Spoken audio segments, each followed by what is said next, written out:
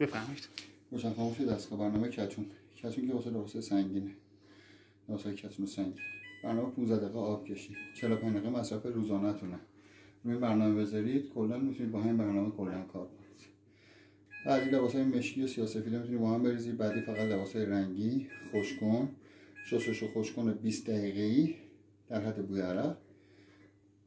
درام کلین خودشور خود دستگاه 4 ماه یه بار تو قسمت جا پودری یه دونه پودر جنگیر میریزید تو قسمت جا پودری و میذارید رو اون برنامه بدون اون لباس. مثل الان که خالیه میذارید 4 ماه یک بار این اتفاق باید بیفته.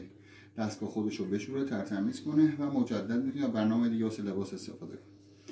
توی این برنامه درام کلین نه سرعت دستگاه رو میتونید تنظیم کنید نه دمای دستگاه. دماش 95 درجه است و سرعت دستگاه خشک‌کن نداره.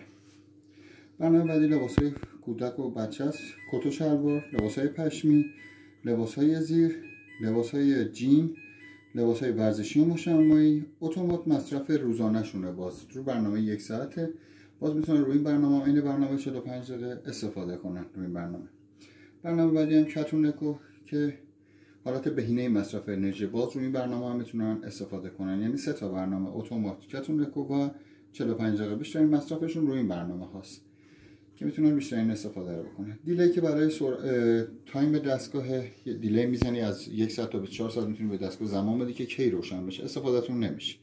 لول برای تنظیم آب دستگاه که کم بگیره، متوسط بگیره، یه ذره بیشتر بگیره یا زیاد بگیره که اصلا باز استفادهتون نمیشه. دستگاه خودش به اندازه لباس آبگیری انجام میده.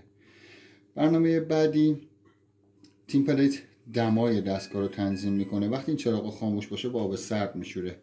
بین 20 تا 30 درجه دمای آبش رو میذارید که دستگاه با همون آب بشوره. برنامه بعدی سرعت خشک‌کنه.